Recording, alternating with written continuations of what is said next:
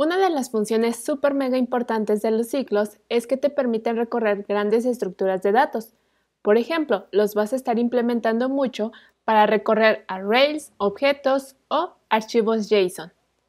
Hasta ahorita hemos visto lo que son dos ciclos, el ciclo for y el ciclo while, pero cabe decir que cada uno de los lenguajes de programación se ha encargado de cambiar la sintaxis de estos ciclos para que tengamos una mejor lectura del código.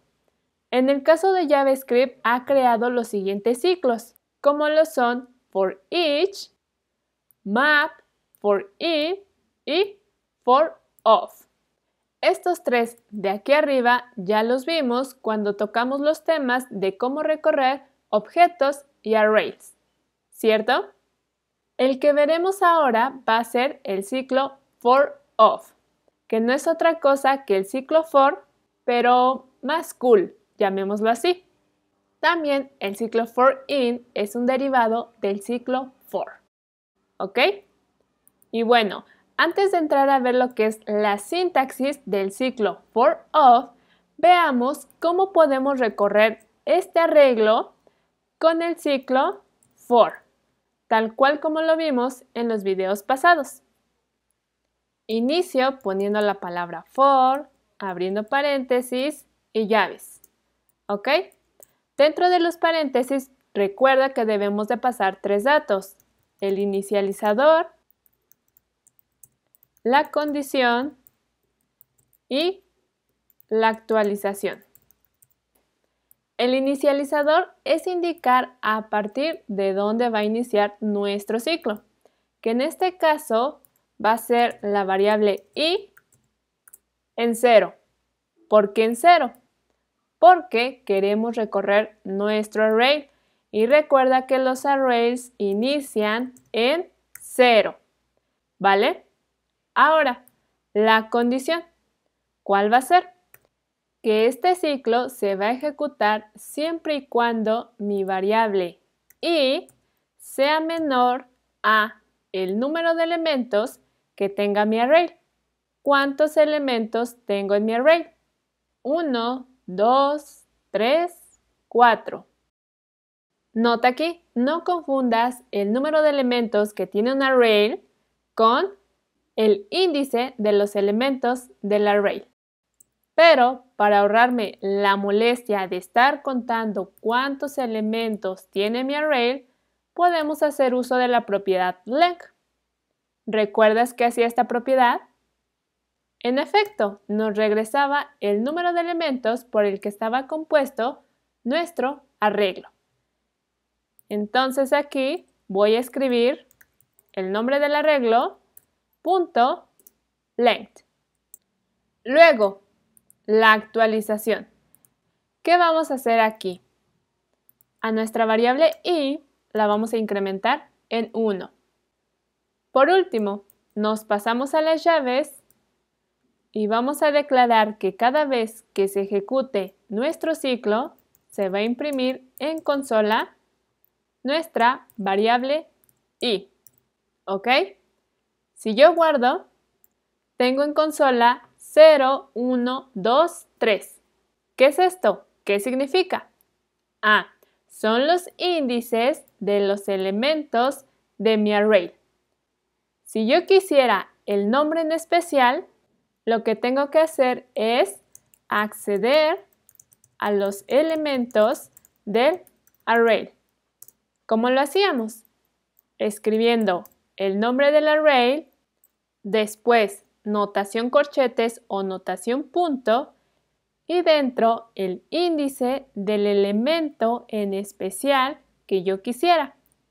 Ahorita i vale 0, 1, 2 y 3, que es equivalente a los índices de los elementos de mi array. Es decir que si yo escribo la letra i aquí, se me debe imprimir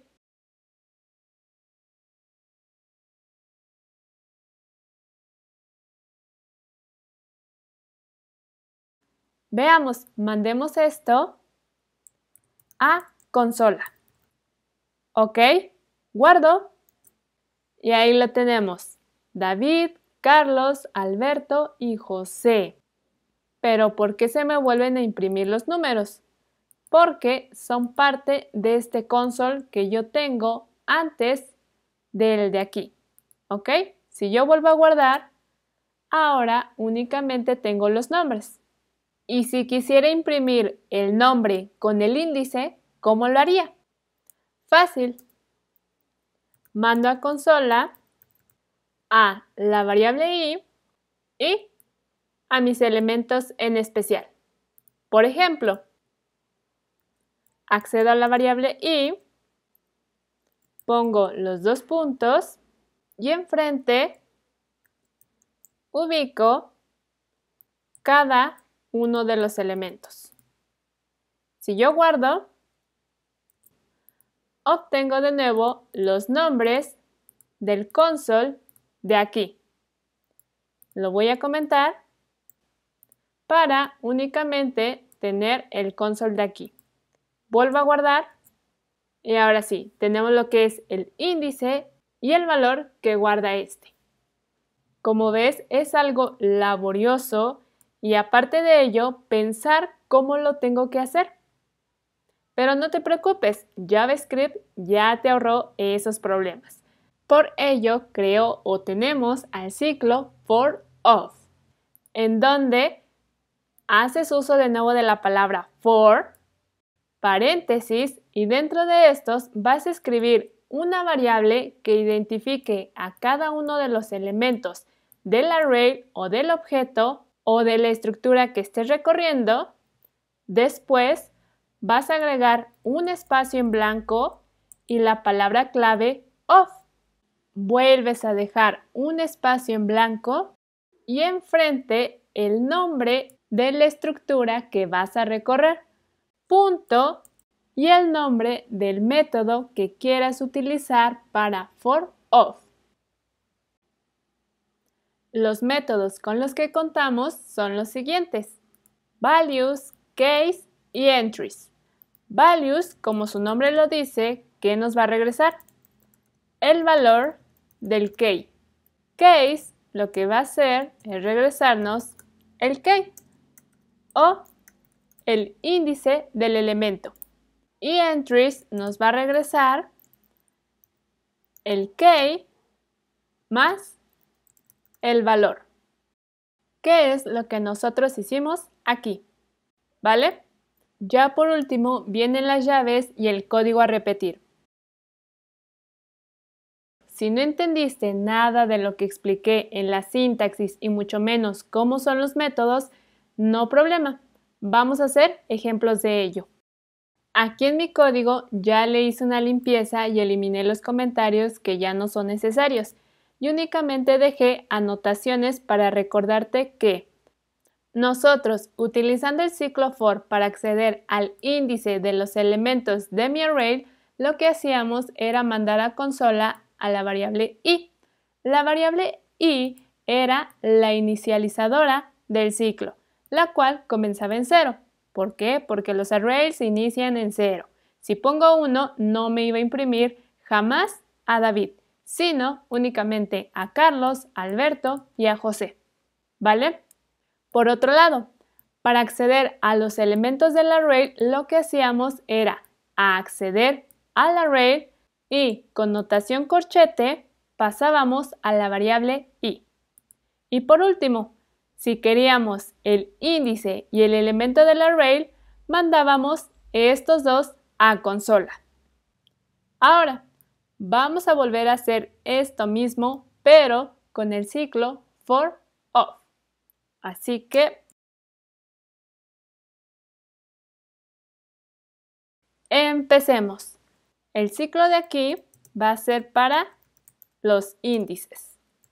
Escribo la palabra for, declaro la variable para identificar cada uno de estos elementos, agrego la palabra of y el nombre del array, que es defs. Agrego el punto y enseguida pongo el método que quiero. Cada uno de los métodos regresa algo en especial. Por ejemplo, case me regresa el key o el índice del elemento, por lo cual lo voy a utilizar en este ejemplo, porque lo que estamos buscando es que nos imprima el índice del elemento. Ok, me salgo de los paréntesis, abro llaves y mando a consola a mi variable elemento. Guardo. De forma sencilla ya obtuvimos los índices y no tuvimos que agregar un incremento ni una condición. Lo único que tuvimos que hacer es agregar una variable. Vamos a comentar el código de aquí y descomentemos la parte de acá para que veas que es lo mismo escribir esto a escribirlo de acá. Guardo. Y los primeros resultados corresponden a la línea 41, que es el console que pertenece a este ciclo. Por otro lado, los siguientes resultados pertenecen a la línea 52, que es este console que pertenece a este ciclo. ¡Qué fácil! ¿Cierto? Bien. Vamos a hacer lo siguiente, que es imprimir en pantalla los elementos del array. Voy a volver a comentar este ciclo, agregar un comentario más y empezar nuevamente. Agrego la palabra for, abro paréntesis y abro llaves. Dentro declaro mi variable, agrego la palabra clave y enfrente escribo el nombre de la estructura que estoy recorriendo, que es un array que se llama defs. Agrego el punto y escribo el nombre del método que quiero, que en este caso va a ser values. ¿Por qué values? Porque values me regresa el valor que guardan los case. ¿De acuerdo? Por último, dentro de los paréntesis mando a consola a la variable. Y listo, eso sería todo. Ya por último, voy a volver a comentar este console de aquí y desbloqueo el de acá. Ahora sí, guardo. ¡Genial! ¿Viste que es fácil trabajar con for of? Interesante. Los primeros resultados corresponden al ciclo for normal. ¿Ok? Y los siguientes ya es con for of. De nuevo, esto que está aquí es igual a esto que tenemos acá. ¿Ok? Y bien, vamos por el último método que es entries. Entries lo que va a hacer es regresarnos el key y el value. Hagamos el ejemplo. Voy a comentar el console de aquí y voy a descomentar el de acá. ¿Ok? En la parte de acá abajo comento este ciclo. Agrego un nuevo comentario y de nuevo vamos a agregar la palabra for, paréntesis y llaves. Dentro de los paréntesis declaramos nuevamente la variable, agregamos la palabra clave, el nombre de la estructura y el método. Dentro de los paréntesis no se agrega nada, déjalo así, ¿vale? Aplica para los tres métodos. Bien, me ubico dentro de las llaves y mando a consola a mi variable. Si yo guardo, el resultado de aquí tiene que ser el mismo de acá. ¿Estamos de acuerdo? Veamos. Guardo. Súper, tenemos la misma respuesta, pero en diferente tipo de dato. Dentro del for normal nos regresa lo que es un string. Porque en efecto, eso es lo que estamos mandando a consola, un string con variables interpoladas. Por otra parte, con el ciclo for of me está regresando key y valor en array. Pero no os preocupéis por eso, porque nosotros sabemos cómo convertir un array a un string. Recordemos que tenemos dos formas, el método join y la clase string. Aquí, en este caso, vamos a utilizar el método join porque join me permite agregar un separador entre el key y el value.